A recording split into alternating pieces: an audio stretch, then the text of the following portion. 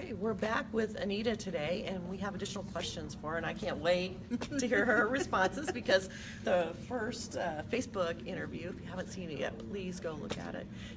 Very, very informational and just amazing. So, anyway, so what challenges as a woman writer, speaker, and coach have you faced, and what advice would you give women who are just starting out on that path? Oh, good question. I think the biggest challenge that I faced is one that's very common to those of us in this industry, and that is it's an inconsistent field.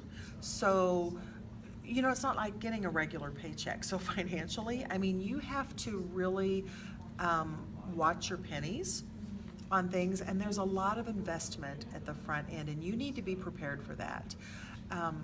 I go to biblical scriptures. It's the foundation of so many things I do. And it was interesting for me when I was reading Matthew 25 in the parable of the talents. And at one point of my life, I was that wicked and lazy servant who had buried the talent out of fear. But when I unearthed it, one of the things that God used to help me do that was He showed me Matthew 25:27, and it says, you should have at least invested with the bankers. And so I began to pray over that and say, well, who are the bankers? Who do you want me to invest my talents with? And I still pray that today. I pray and I ask, who are the publishers? Who are the readers? Who are the listeners? Who are the audiences? And then trust Him to compound the interest of that. It's a real faith walk. Another thing that has helped me is the word resolve. You have to resolve when you do this that you are going to stay with it, because there are a lot of times that you do feel like giving up. When I first entered the field, I attended a conference, and I remember one of the session speakers saying, only about 1% of aspiring writers ever succeed in becoming a published author where you actually make money at it. And after you've just sat there and you spent all this money to come and do this, I mean, you can feel deflated. Mm-hmm.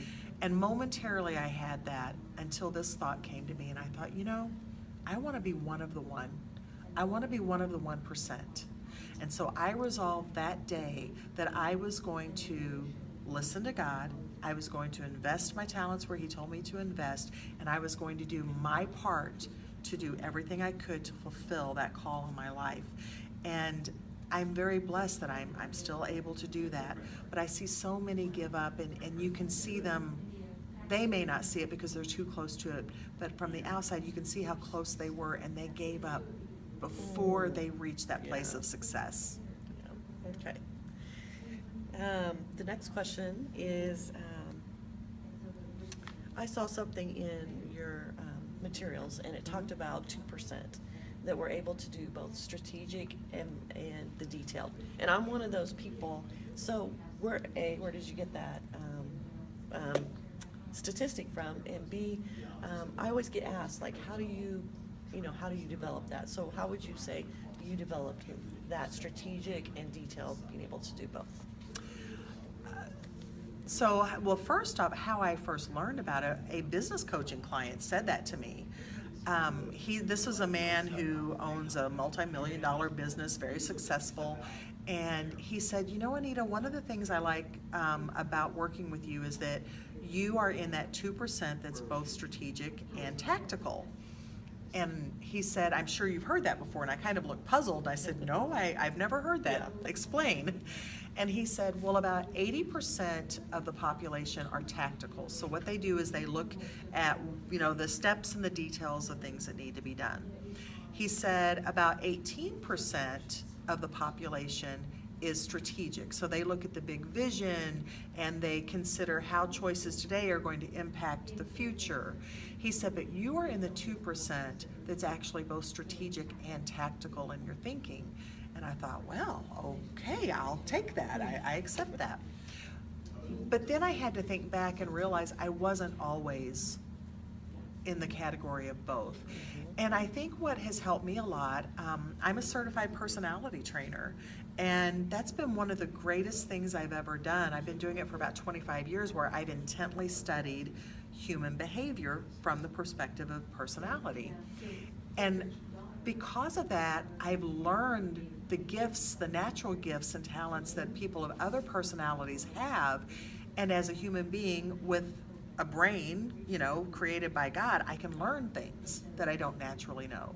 So it may not come as easy for me, but it doesn't mean that I can't learn to do that. So that's how I've developed that. That's an encouraging message for people who are in one or the other and want to be able to do both. So I appreciate that. So what was your bend? Was it details or was it strategic before you? Strategic. Really? Yeah, I am strategic. Wow. Mine was details, Uh-huh. and then I had to go up. So, because I kept getting that on my eval, I'm like, I'm going to figure this thing out. So that was really caught my eye when I read your Yeah. material. So thank you for sharing on that. It's interesting, I do assessments, and the labels, there are many different personality programs out there. They're all essentially, they go back to the same 4 basic types.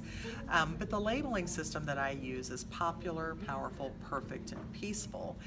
And it's interesting to me now because I've practiced it so much. How many people will say, oh, you must be a perfect personality? I'm not. But it's just because I've done it so long, it's become natural to me. Yep. So I know that you're busy. You've got coaching, speaking, writing.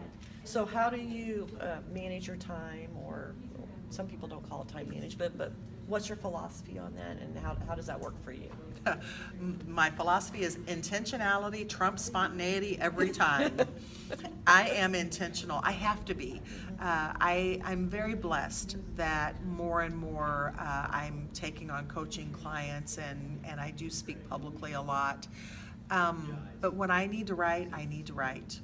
I have deadlines, and keeping my word is very important to me. And so when I sign a contract that I'm going to meet a deadline, then I've given my word that I'm going to do that. So I will block out periods of time on my calendar and say I'm going on writing retreat.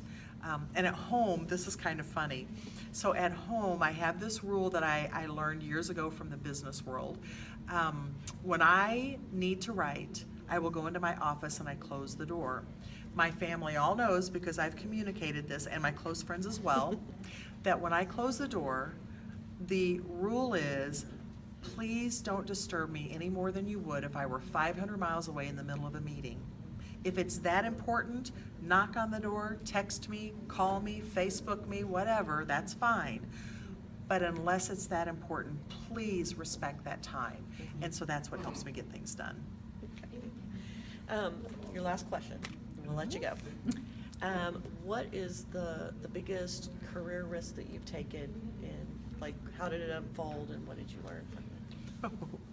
The biggest career risk I ever took was to leave my corporate job, where I had the steady, nice paycheck every week with the full benefit package, after, and this may sound crazy to some people, but after someone that I knew but I hadn't spoken to in quite some time from a completely different state called me. I had been praying about a situation, called me and said, you may think I'm nuts, but I believe God has told me to call you and tell you it's time to leave your job. Wow. And no one knew, not even my husband, about a private conversation God and I had been having. I still questioned it, though. I said, well, I don't think he told me that. And she said, I've never in my life had this kind of experience, she said, but it is so strong, and I even tried to avoid it because I was afraid of how you would react. She said, but I feel like I have to tell you, I'm compelled to tell you this. So I said to her, well, let me pray about it. And years ago, a friend of mine taught me this thing when I was struggling about hearing God, because I would hear people say, God told me this or that, and I'm like, well, I don't hear God talking. Am I doing something wrong? Am I missing something? And a friend said to me, if you get the same or very similar message from 3 completely different sources, and it aligns with the Bible, you can be pretty sure that's God speaking to you. And wouldn't you know, over the next couple of days after that friend called me, I had 3 things distinctly line up and give me almost the same message, and I knew that I knew. So I took the risk. I stepped out of the boat and got on the water. I was afraid I was going to sink, but you know what? He's held me up, and I'm still going strong today.